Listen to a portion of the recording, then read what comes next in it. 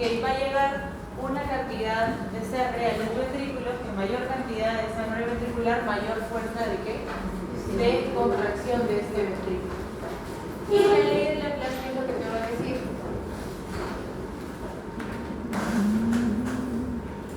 Que el ventrículo va a necesitar una mayor presión para poder vencer a la presión que se está oponiendo ¿a qué? Al vaciamiento ventricular. Por ejemplo, ¿qué patología se les viene a la mente con la ley de Laplace? Donde el ventrículo izquierdo, por ejemplo, tenga que vencer la presión de la aorta, porque la aorta tiene una presión muy aumentada. En una estenosis aórtica, por ejemplo. Ahí, ¿qué va a haber? Aumento del postcardio. ¿Dónde es que podría aumentar la precarga, aparte de los casos fisiológicos como el embarazo o los flechas? En casos patológicos donde aumente la precarga. Síndrome nefrítico. Síndrome nefrítico. Ya podría ser, más que todo un nefrótico, si quieres tener esto. Edema pulmonar. En un edema pulmonar, ajá. ¿Qué más?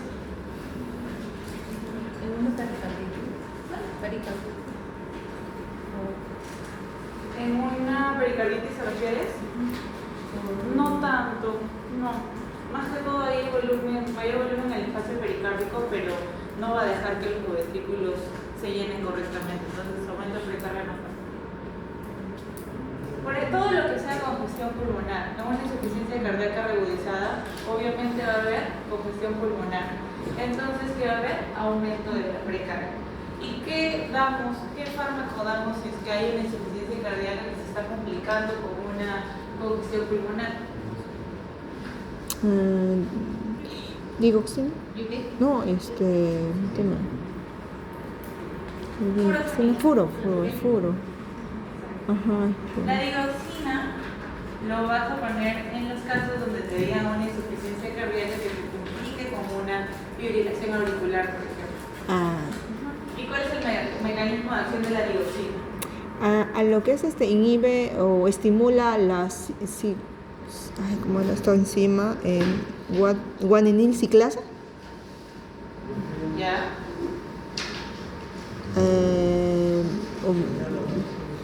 La bomba. Bloquea la bomba de ATPase. Y este es un tipo de transporte activo primario, lo cual les pregunta el examen también. ¿Cuál es el mecanismo de acción de la furosemida?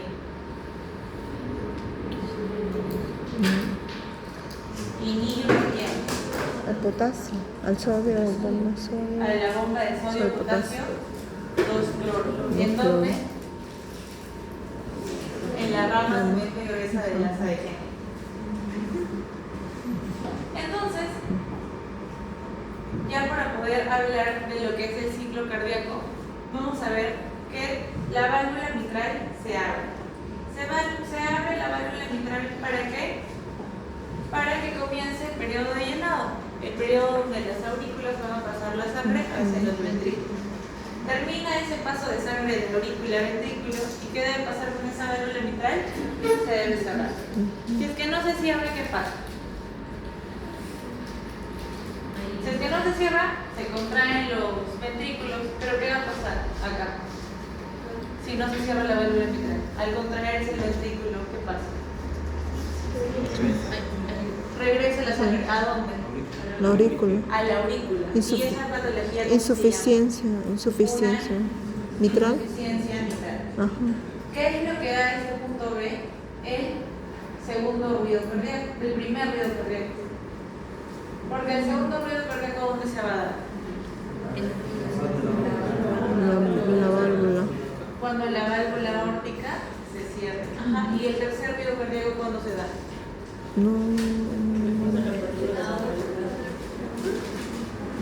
¿Puede ser fisiológico el tercer ruido cardíaco? Sí, por ejemplo, en el caso de las gestantes puedes encontrar un tercer ruido. En el caso de los atletas también puedes encontrar un tercer ruido. El cuarto ruido y es patológico. Ya va a ser patológico. ¿Y dónde se va a encontrar? Donde los casos donde los ventrículos ya se encuentren muy hipertrofiados. Eso va a generar el cuarto ruido cardíaco. Entonces, habíamos dicho que la válvula mitral se cerraba y ¿Y esto para qué era? Para que se contraiga ese ventrículo.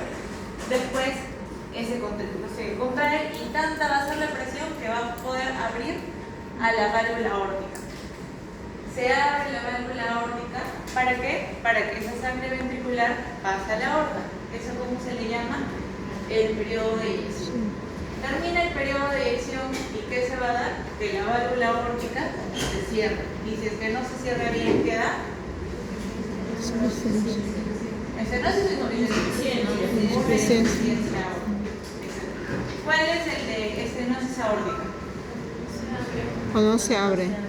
Cuando no se abre bien. Estenosis es que no se abre bien, insuficiencia es que no se cierra bien. Entonces, lo dividimos así. La parte de acá, la parte de la derecha se refiere a todo lo que es la sístole, izquierda todo lo que es la diástole.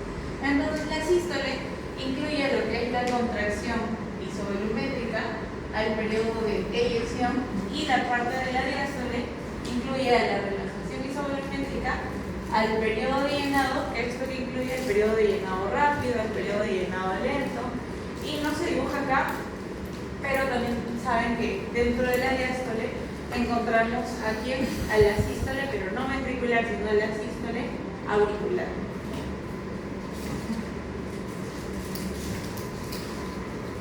Acá habíamos dicho que el volumen telediastólico es 120, volumen telesistólico 50.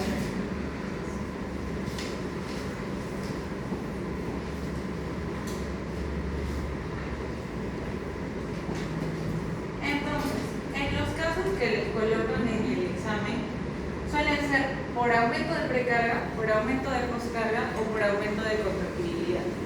En los casos donde haya aumento de la precarga, pues habíamos dicho todo lo que era congestión pulmonar, ¿qué es lo que se va a ver afectado?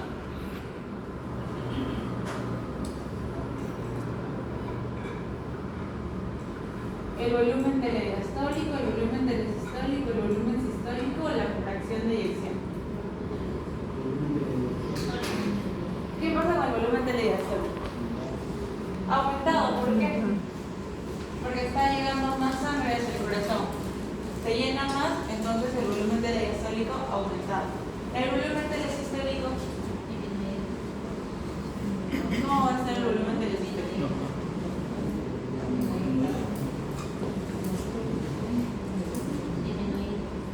Estaría disminuido. ¿No hay lo suficiente sangre? Porque estamos diciendo que es aumento de la precarga. Al contrario, hay un montón de sangre que está llegando al corazón. Por eso es que el volumen telediastólico está aumentado. El volumen telesistólico se refiere a la sangre que va a quedar luego de que el residual hacia la aorta. El residual. Entonces, exacto, el remanente, lo residual. Entonces, el volumen telesistólico, ¿cómo va a estar? No se va a modificar, va a estar normal. No hay nada, por ejemplo, si hubiésemos hablado de una estenosis aórtica, ahí se vería alterado el volumen telesistólico. Luego, el volumen sistólico, ¿cómo va a estar? Aumentado, porque se está inyectando más sangre. Entonces, ¿cómo va a ser la fracción de eyección? Volumen sistólico aumentado, volumen telediastólico aumentado. Por lo tanto, ¿cómo está la fracción de eyección? Aumentado. Entonces, ¿cómo estaría el volumen telesistólico? Sigue en 50. El volumen telediastólico se dirige más hacia la derecha porque está aumentado. ¿Y cómo estaría la parte de la presión, sabiendo que esta línea vertical indica la presión y la línea horizontal indica el volumen? ¿Va a necesitar mayor presión ese ventrículo? ¿Va a haber algún problema con presiones? Solo es tema de volumen. Entonces la presión va a ser igual. Y esa sería la curva de presión volumen. ¿Me entiendes algo? Sí. No, de la posca era Ajá. Sí, la siguiente todavía. Ese es el tema de precarga. Entonces, ¿sí se entendió? Habíamos dicho que acá se utilizaba ¿cuál? Prosemina.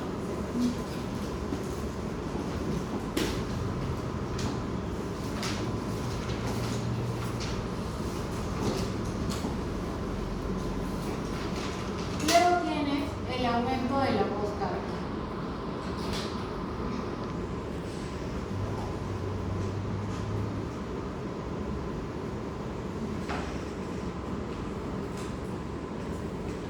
¿Qué es lo que se va a alterar en este aumento de la poscarga?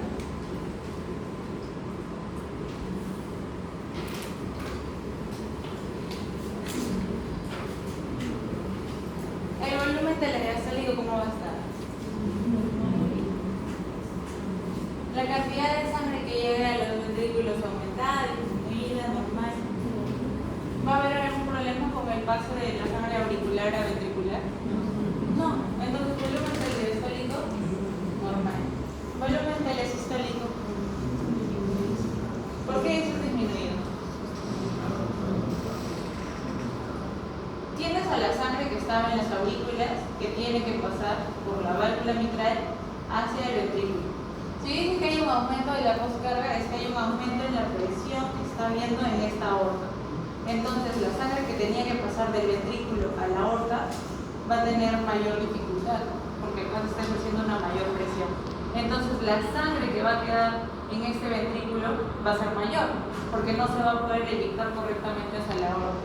¿Y esto cómo se le llama? El volumen del sistólico. Entonces, ¿cómo va a estar el volumen del sistólico? ¿Aumentado, disminuido? Aumentado. Lo que dice que está disminuido es el volumen sistólico, porque el volumen sistólico es la sangre que va a pasar del ventrículo hacia la aorta. Como hay un aumento de presión, va a tener mayor dificultad, entonces no va a pasar la sangre suficiente. Eso es, por ejemplo, la estenosis aórtica.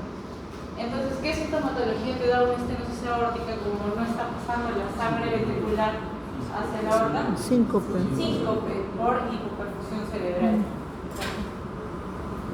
Entonces, volumen sistólico disminuido. Fracción de eyección, ¿cómo estaría?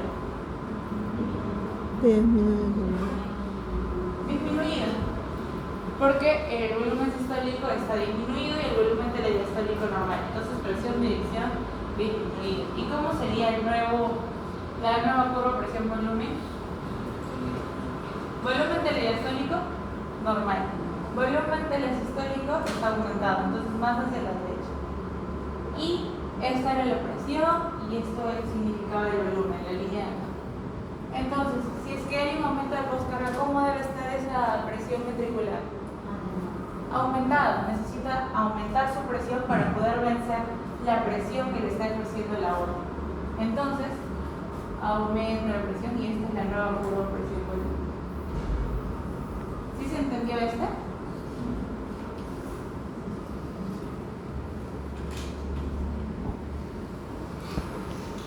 A ustedes les hablé sobre hipertrofias. En lo que era estenosis aórtica o una hipertensión arterial que es mal controlada, va a haber un mecanismo de compensación. Habíamos visto que ante el aumento de la poscarga, ese ventrículo va a necesitar una mayor presión para poder vencer la presión que está teniendo la aorta. Entonces, como mecanismo de adaptación de los miocardiocitos, va a haber hipertrofia, lo cual también es pregunta de examen. ¿Cuál es el mecanismo de adaptabilidad del ventrículo izquierdo ante una estenosis aórtica o una hipertensión arterial que está siendo mal controlada? La hipertrofia. Lo cual, esta respuesta sí se puede considerar, pero sería mucho mejor que pongan el tipo de hipertrofia que se está dando en este caso. Hay dos tipos de hipertrofia: la concéntrica y la excéntrica. Entonces, la concéntrica va a ser ¿por qué? Por un aumento de presión, a diferencia de la excéntrica, que es por un aumento de volumen. Entonces, según una estenosis aórtica, ¿qué tipo de hipertrofia se está dando? Una hipertrofia de tipo concéntrica. ¿Por qué? Porque el ventrículo va a necesitar mayor presión para poder vencer a la presión aórtica. Y los casos de una excéntrica serían, por ejemplo, un postinfartado, donde el ventrículo ya va a estar un poco más hipertrofiado, pero ¿por qué? Por el aumento del volumen ventricular.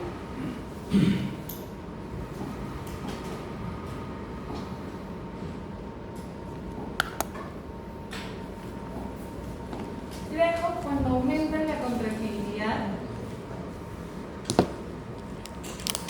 ¿qué es lo que se va a ver alterado?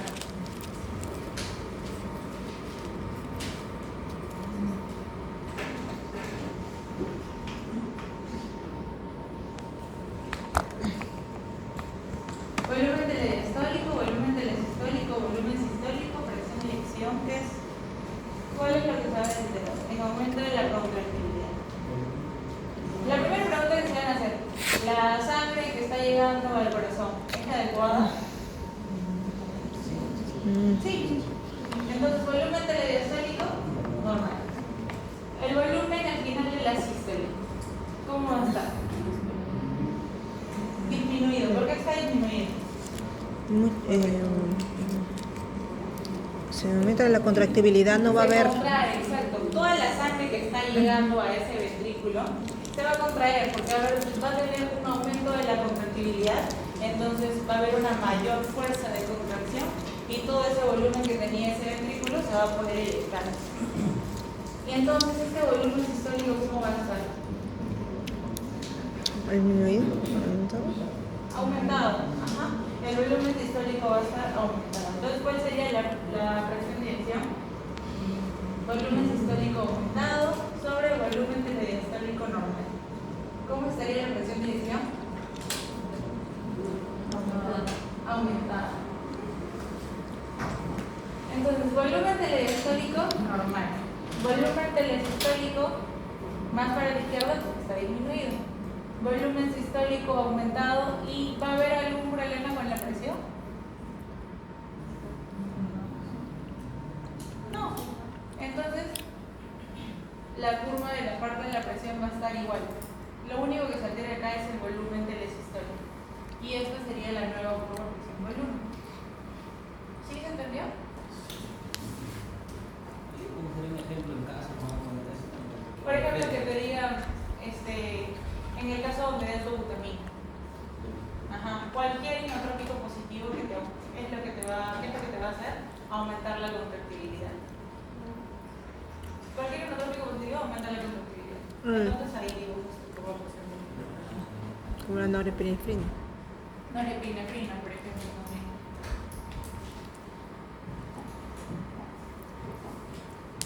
La dioxina, por ejemplo, también es un inotrópico positivo, pero cronotrópico negativo.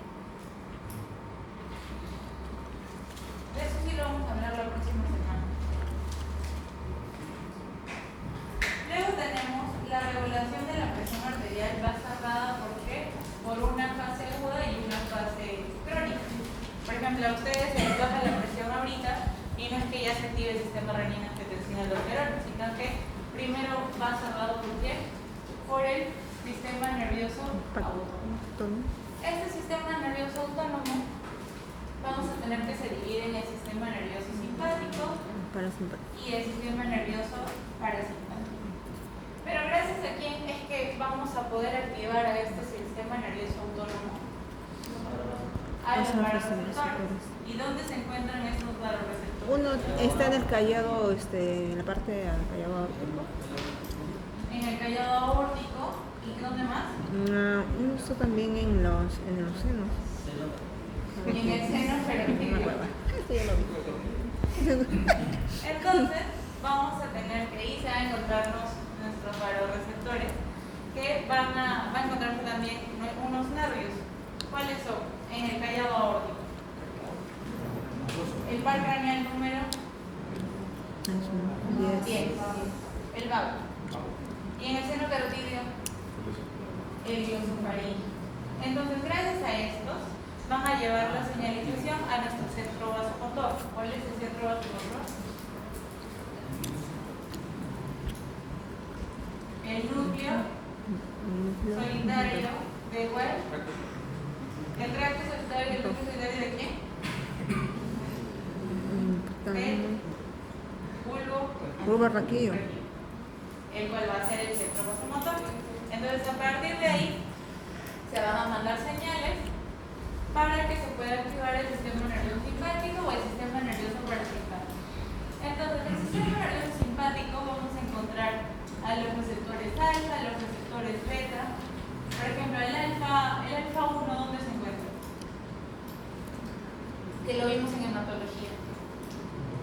las ¿Qué nos plaquetas. producía vasoconstricción? Plaquetas. En los No, vasos. pues en los vasos. En los vasos va a estar ¿quién? El alfa 1. Nos producía vasoconstricción mediante la proteína GQ, el cual su segundo mensajero era el inositol-trifosfato o IP3 y el acetilglicerol. Luego también tenemos el GQ1, que se encuentra ¿dónde? En los corazones. En el Nodo sin sal. Por lo tanto va a provocar que Entropismo. y quien va a contrarrestar al alfa 1, o sea, quien va a estar también en estos vasos sanguíneos, pero ya va a ser parte del sistema nervioso parasimpático, ¿quién es? ¿La acetilcolina? El No. El M2. ¿No? M3. El M3 va a producir vasodilatación. Esos eran muscarínicos. Ajá, muscarínico. Ajá. Cuando hablamos del sistema nervioso parasimpático, puede ser receptores muscarínicos, receptores nicotínicos. Sistema nervioso simpático son los alfa, los beta, que está regulado por quién? Por las catecolaminas. Las catecolaminas tienen como precursor a un aminoácido. Ah, sí. ¿Cuál es? Fenilanina. Ya, pero antes de la formación de este está la tirosina. Ajá. La tirosina, que nos va a ayudar también a la formación de hormonas tiroideas y también a la formación de estas catecolaminas. Por otro lado, tenemos a la fase crónica, que ya recién va a estar regulada por el sistema renina-angiotensina-aldosterona. Entonces, este sistema va a empezar ¿por qué? Porque nosotros teníamos a nuestro glomérulo, al cual llegaba nuestra arteriola aferente y salía nuestra arteriola eferente. Y entre estos estaba la mácula densa. ¿Sí?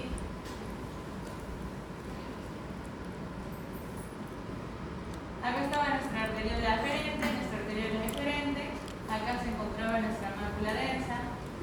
Y la mácula densa lo que va a detectar es tal vez una disminución de sodio, una disminución de agua, porque eso va a ser como consecuencia en una disminución de la presión. En nuestra arteriola eferente también vamos a encontrar varios receptores que nos van a ayudar a activar a este sistema también. Entonces, esta mácula densa, ¿cuál va a ser su función? Al detectar niveles de sodio bajo, niveles de agua bajo, ¿qué es lo que va a hacer? Aumentar la secreción de alguien. Aumentar la secreción de la renina por las células yuxtaglomerulares, que justamente vamos a hablarlo también en él. Entonces, ante esta disminución de la presión, disminución de sodio, disminución de agua, se libera lo que es la renina, y la renina nos va a ayudar en la conversión de ¿quién? Angiotensinógeno a angiotensina 1. Este angiotensinógeno, ¿dónde se produce? En el hígado. Se vuelve, gracias a la renina, angiotensina 1. La angiotensina 1, gracias a quién se vuelve angiotensina 2? A la enzima convertidora de angiotensina. Y luego la angiotensina 2 va a tener sus receptores, que son el AT1, el AT2. El AT2 va a ser un antirremodelador, o sea, inhibe la remodelación cardíaca. Va a ser también un vasodilatador, a diferencia del AT1, que lo que va a hacer este AT1 es, va a estimular la vasoconstricción, va a aumentar el remodelado cardíaco y también va a aumentar la secreción de ¿quién? De la aldosterona. ¿Y dónde es que se produce esta aldosterona?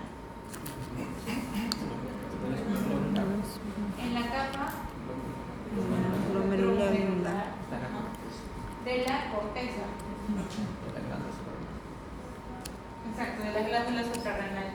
Porque teníamos la corteza y la médula, y el que se divide en la parte glomerular, vesicular, ¿quién era? La corteza.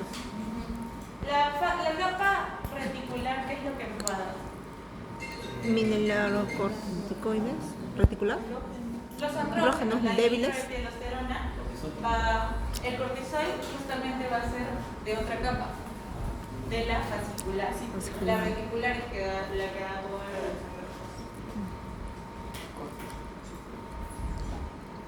Luego vamos a tener que esta parte del sistema renina-angiotensina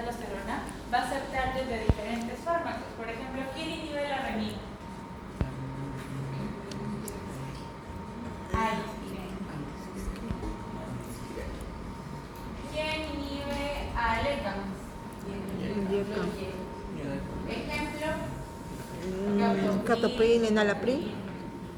¿Quién inhibe al AT1? Los sartán, los arados. ¿Y quién inhibe o quién es un antagonista competitivo de la aldosterona?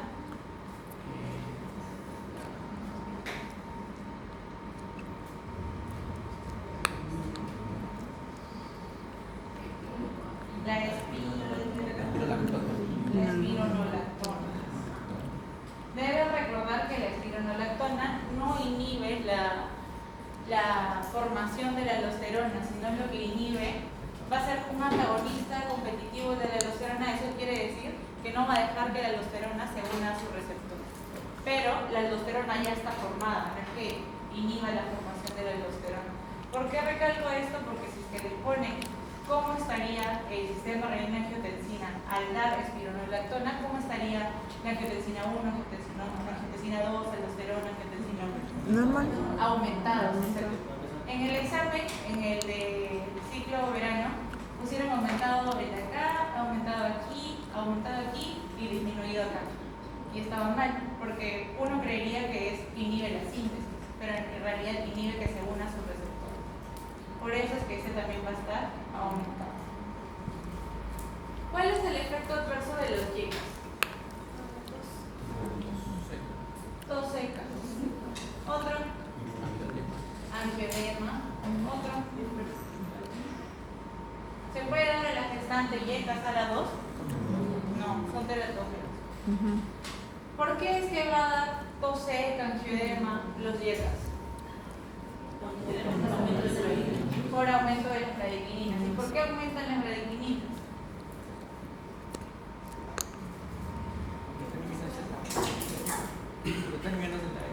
Exacto. El ECA, ¿qué es lo que hace?